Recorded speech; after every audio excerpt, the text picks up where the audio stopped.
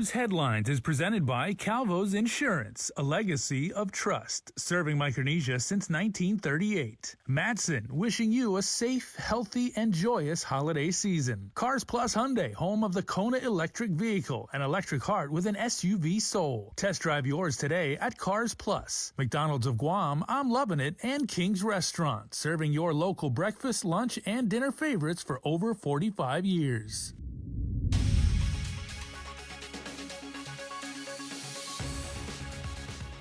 Ahead on primetime, a recent spike in COVID cases prompts video messages from the governor and the Physicians Advisory Group, urging the community to take necessary precautions. Plus, former DOC Deputy Director Joey Terlahi makes his initial appearance in court for felonious restraint and official misconduct charges. And 43 child care centers receive $400,000 each from grant funding. Hafa and good evening, everyone. I'm Tyler Matinani. Thanks so much for joining us. Administration officials are sounding the alarm over the latest COVID positivity rate. The Joint Information Center on Tuesday night reported 210 new cases, the highest number since last October. The abrupt increase prompted separate video messages from both Governor Leon Guerrero and Physicians Advisory Group Chairman Dr. Nathaniel Berg. Both said the Christmas and New Year's Eve gatherings had a lot to do with the sudden rise in infections. The governor urged residents not to wait to get tested. 2 out of the 3 deaths reported on Monday tested positive the same day they were dead on arrival to the hospital. This could mean they were unaware of the severity of their symptoms or they waited until it was too late to act. I am concerned about this trend, but I am more confident in our protective measures to minimize hospitalizations and severe illness and prevent deaths.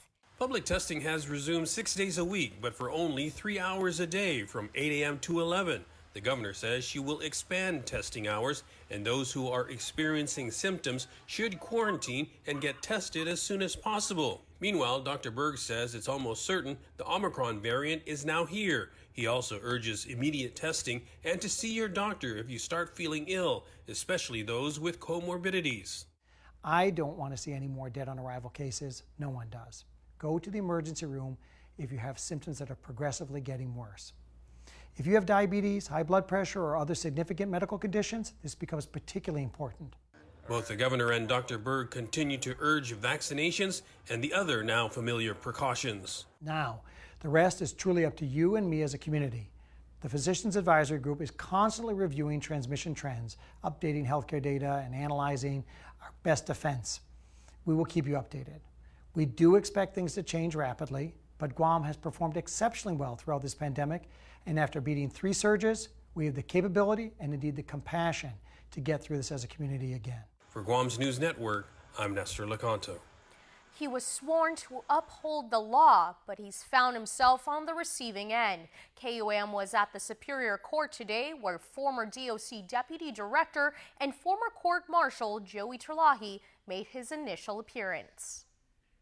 He was indicted by a grand jury back in December, and today he answered to the charges. Former DOC Deputy Director and former Court Marshal for the Superior Court of Guam, Joey Alinek-Faji Terlahi, pleaded not guilty to felonious restraint as a third-degree felony and 2 charges of official misconduct as a misdemeanor. Several family members accompanied him to the court as he was scheduled to appear in person for his arraignment, however, was denied access due to an elevated body temperature. Instead, he, along with his attorney, Jay Areola, tuned in via Zoom from the next building. Terlahi waived his right to a speedy trial, requested a jury of 12, waived a reading of the indictment, and remains free on a $5,000 personal recognizance bond. The Attorney General's office asked that he be ordered to stay away from the alleged victim, along with the Superior Court of Guam's Probation and Marshal's Office, with the exception of his assigned probation officer. Areola argued that the request was vague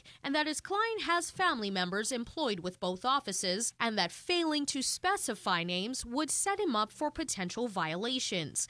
Assistant AG Leonardo Rapatis affirmed that their office would reach out to probation to find out who they intend to assign to Terlahi's case and work with Areola to ensure it's no one involved. Areola further argued that his client's felonious restraint charge was 1 year beyond the statute of limitations, to which he was ordered by Magistrate Judge Jonathan KUAM to address his concerns with Judge Vernon Perez, who was assigned to the case. Terlahi resigned from his position at DOC in September of 2019 after he was named by an FBI agent in federal court related to the indictment of former Doña Mayor Jesse Blas. Blas pleaded guilty to extortion and accepting bribes from a confidential informant posing as a drug trafficker. According to the FBI agent's testimony, Terlahi was a marshal along with other individuals who was present during an incident where Blas allegedly beat a woman up and held her for 3 days.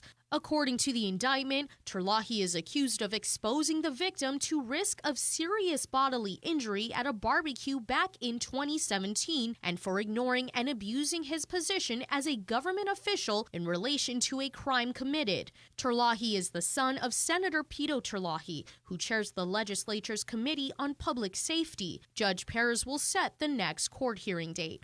Reporting for Guam's News Network, I'm Tyler Matanani. 18-year-old Ronnie James Takenko has been arrested for the assault of an 86-year-old woman in Malesu. As we reported on Monday, the victim was transported to Naval Hospital after she was assaulted Sunday evening. According to court documents, Takenko had approached her asking to buy Pepsi and punched her face, which caused her to fall to the pavement and black out. He took the soda cans and an undetermined number of coins the victim was using as change. A neighbor was alerted and found the victim with blood on her face and had to shake her several times in order for her to gain consciousness. Takenko was identified by the victim, who recognized that he would always walk by her house, and by the tattoo on his upper left arm. Takenko was charged with robbery as a third-degree felony, aggravated assault as a third-degree felony, and assault as a misdemeanor. He was booked and confined. It's been an eyesore in Guam for years, the illegal dumping of abandoned vehicles. Well, now there's a program developed and about ready to launch to address that issue. Attorney General Levin Camacho signed Tuesday the Memorandum of Agreement with the Guam Environmental Protection Agency and the Mayor's Council of Guam regarding the Guam Island-wide Environmental Cleanup Program. That includes the removal of abandoned vehicles, according to the Office of the Attorney General. In prior years, the MCOG removed abandoned vehicles from properties after obtaining consent from private landowners. MCOG Executive Director Angel Sablan explained what this means for village leaders during the mayor's monthly meeting on Wednesday. It doesn't mean that we can't remove the cars on public easement. All it means is that if we do remove it, it can't go to the recycling center. It has to go to a designated lot. And in this case, we may ask EPA to allow us some funds to contract a junkyard, as it is now, the tow trucks lot, and contract somebody to use their lots as an impound lot for the time being until the governor's office finds a suitable designated place for an impound lot. This year, the MCOG requested legal guidance from the OAG on the authority of mayors to remove abandoned vehicles on public roadways, which is governed by specific procedures set out by statute. The agreement is heading to the office of the governor for her signature, then will be going to the Department of Administration to upload these dollars into the recycling revolving fund. As abandoned vehicles continue to pile up island-wide, the program can be expected to kick off as soon as next week. Dormant for decades and a prominent campaign promise for the administration, but 3 years after it was impaneled, the Guam Ethics Commission is still not receiving complaints, even though members of the public have tried to file them. Here's more with Chris Barnett.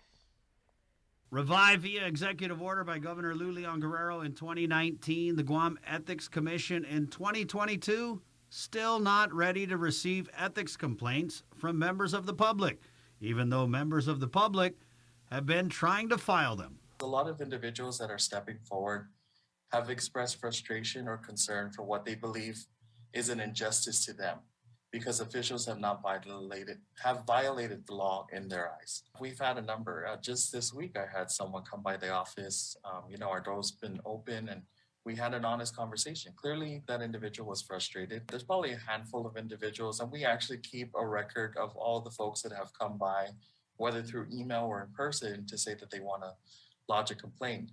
So we keep that information on hand. So once the process does open up, we've assured each of them that we would reach out to them. The governor campaigned on reviving the Ethics Commission and did so via EO in February of 2019. The EO reading, quote, "It is this administration's priority to hold all government employees to the highest ethical standards."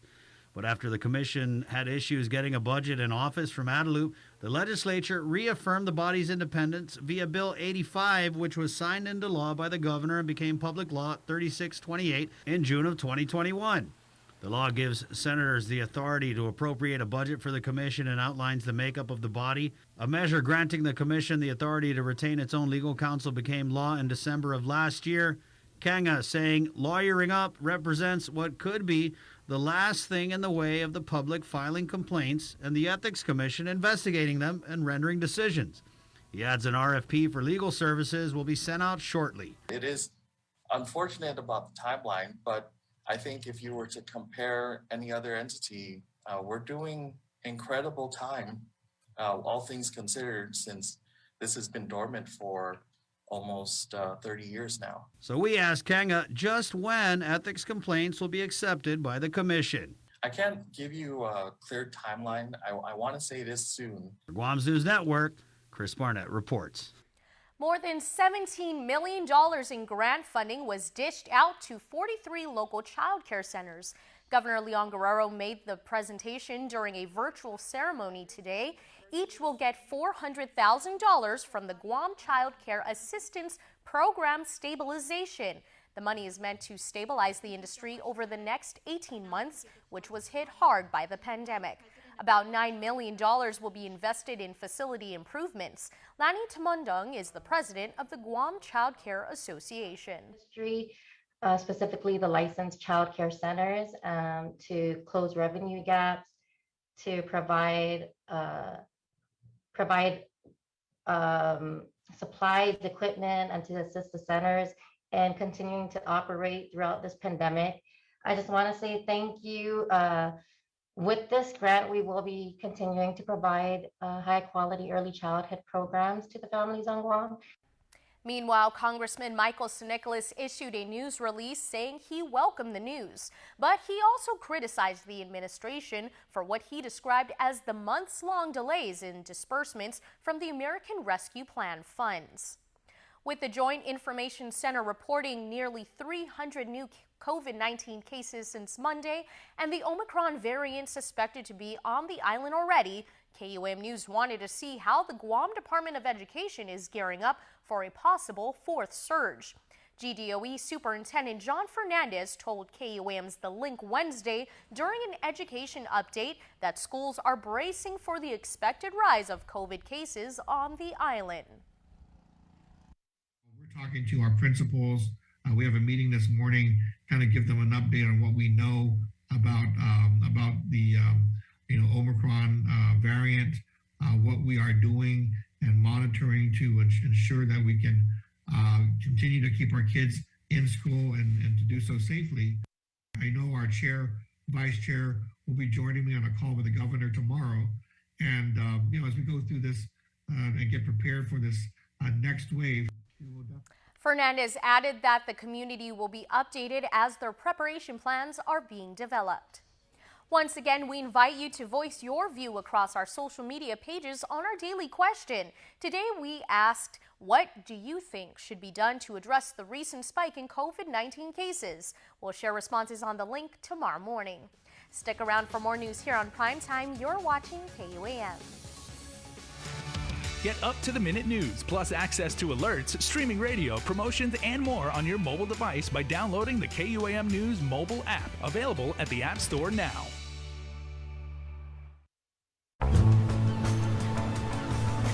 Beautiful. It is, right, baby?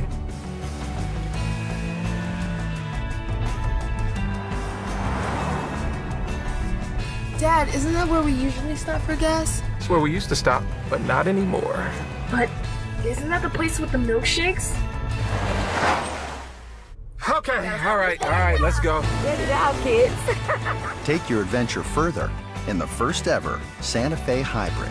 Don't need a work break, keep the smile on your face.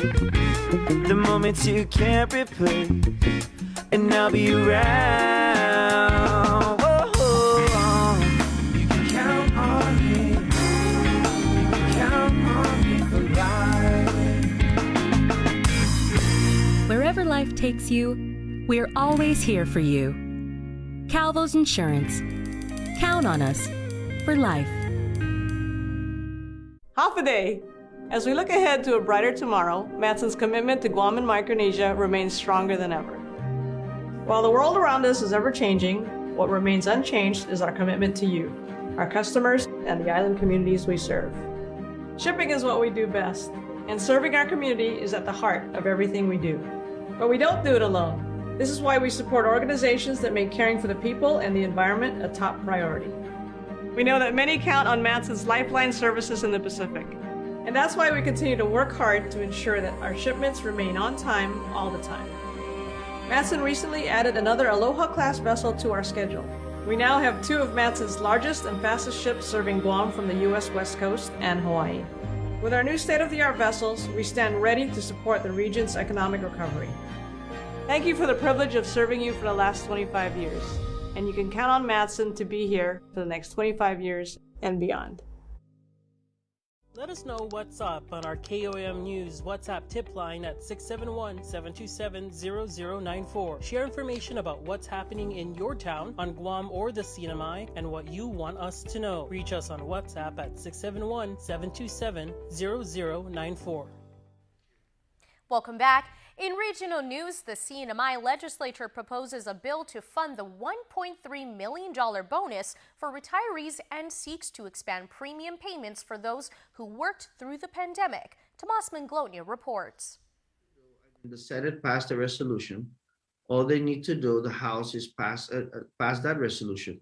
If they disagree, which they have, then why don't they create the same resolution? That was the governor last week addressing the need for legislative action to ensure the $500 bonus for retirees can be paid out. And this week, the House Ways and Means Committee proposed a bill to establish a business unit to fund the bonuses. We are doing it the right way.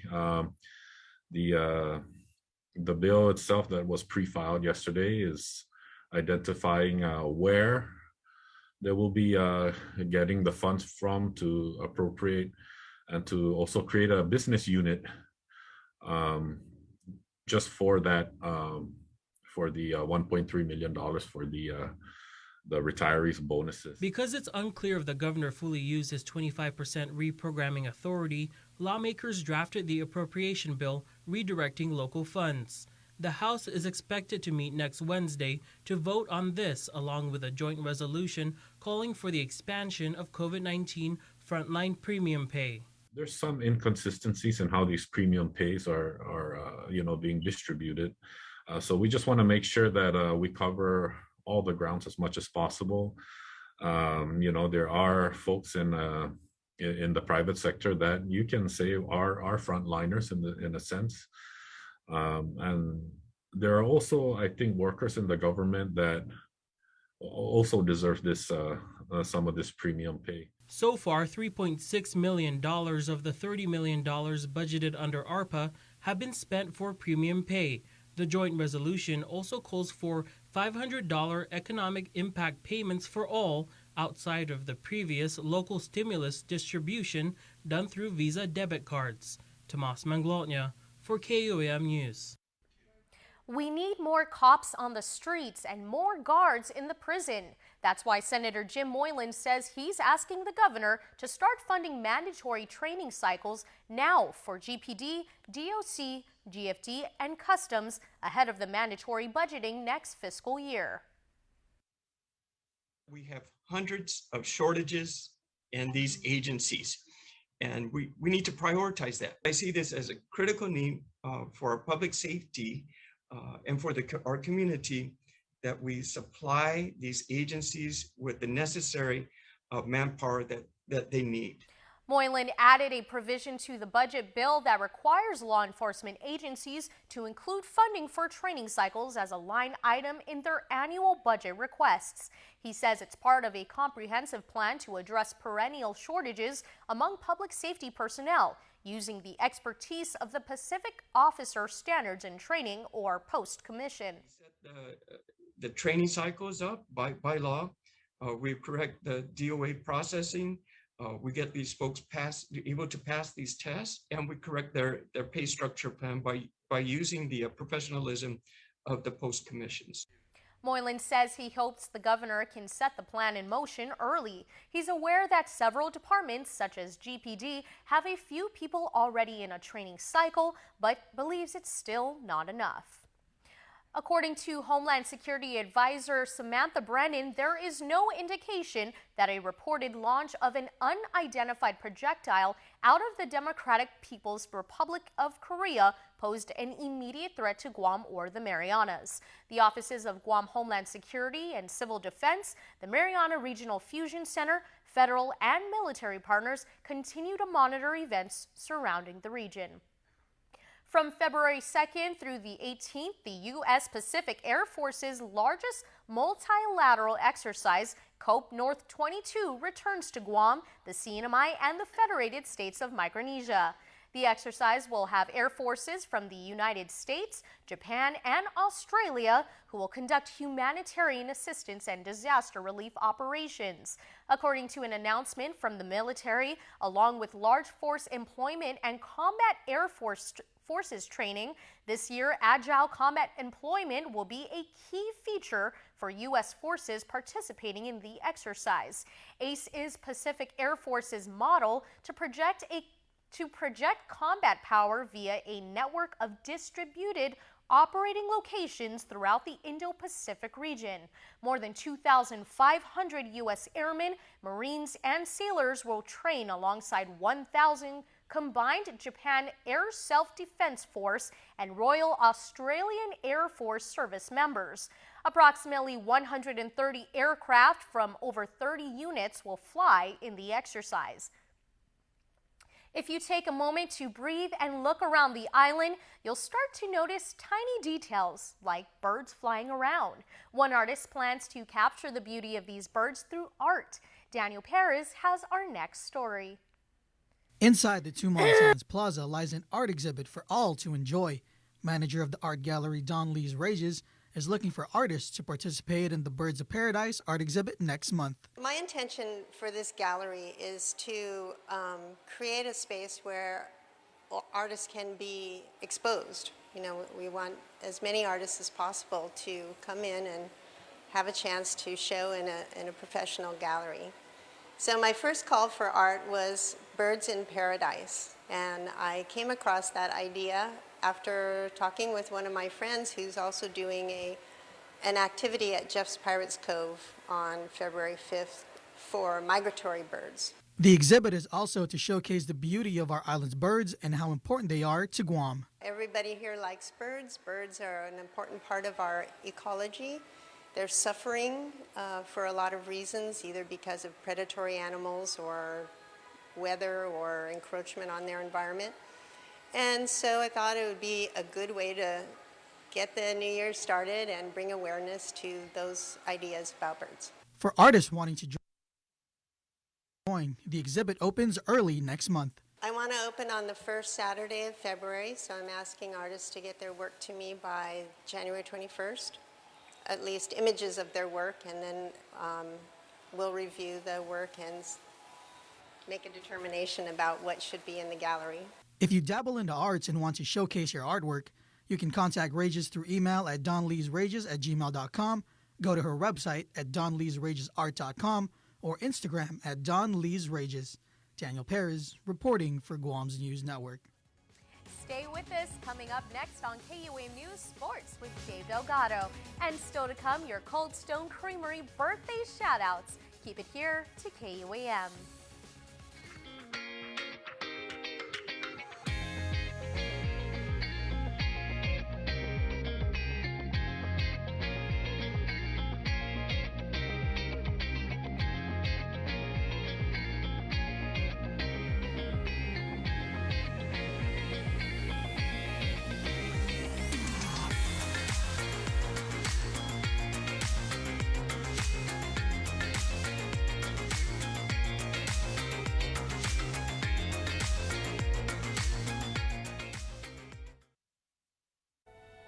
We knew it was time to make these when we started asking things like, wouldn't it be nice to be able to get a warm cinnamon roll right now? And why can't this kind of muffin come from the same place as a McMuffin? And isn't your coffee lonely without company from a glazed apple fritter? Well, consider these our 3 resounding yeses. Meet the new bakery sweets at McDonald's. Ba-da-ba-ba-ba. KUAM Sports is brought to you by Docomo Pacific. Better together.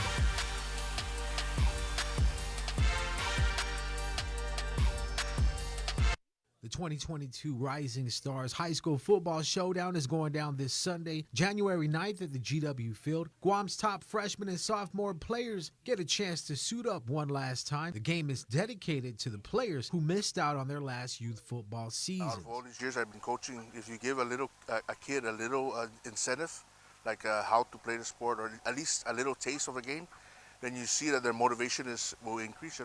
They'll do more running, they'll do more working out, they'll try to be more attentive. Their attention span grows bigger and bigger and bigger. Just in the fact of just letting them play one more game or one more play, that really builds a lot of character on a player. Teaming up for the Rising Stars will be FD Guam High Simon Sanchez and Teason High representing Team Phenoms. Southern High, GW, JFK, and Ukadu will represent Team Thrashers. Kickoff for the inaugural Rising Stars High School Football Showdown is scheduled for 6:30 at the GW Field. I just want to play one last game because, my youth years, I could have played my last year in Matua, but it was canceled because of COVID-19. And yeah, I was just really excited. I hated how we missed my last season for youth and sucked so bad. Yeah, we're making new friends. Some of these guys, I've seen them on the field. Now to play with them is pretty fun. Yeah. Tickets for the game are available on guamtime.net. Gates will open at 5:30. Catch the live stream Sunday, 6:30 p.m. on KUAM TV8, also streaming on KUAM's Facebook page.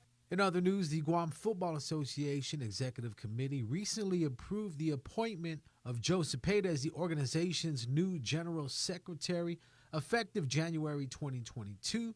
Guam Football Association has long been one of the top sports organizations in Guam, and in the time I've spent in the sport, from coaching at the grassroots level to serving as GFA's vice president, the organization has grown. Cepeda said, "I look forward to working directly with the team at GFA, as well as with other football stakeholders in my new role as General Secretary." KUAM Sports is brought to you by Docomo Pacific. Better together.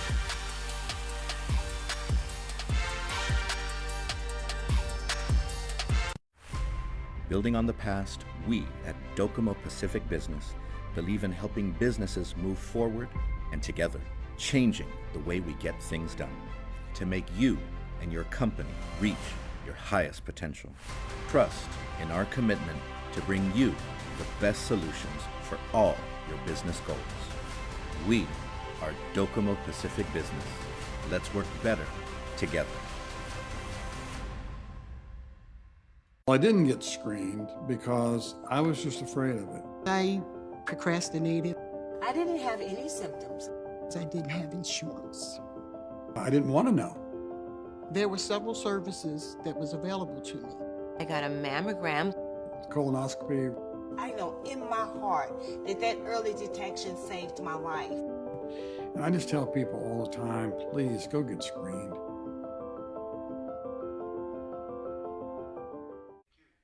And before we close out the news tonight, our latest round of birthday shout-outs from the Cold Stone Creamery Birthday Club. Okay, everybody, happy birthday today on the 5th of January to Tanya Mendiola. Happy birthday to you from all of us, your family, your friends, your neighbors, everyone on Guam, everyone on Facebook, everyone on Instagram, everyone on Snapchat. Yes, people still use Snapchat too, all of them, all of us. So happy birthday, Tanya. We hope you have a wonderful, wonderful day and have a fantastic, safe, healthy, and blessed birthday. And remember, you can be part of the Cold Stone Creamery Birthday Club by registering online at KUAM.com. Please make sure to include with your photo your name and birth date. That's going to do it for us here on Primetime. Thanks so much for watching. I'm Tyler Matinani. Have a good night and be safe, Guam.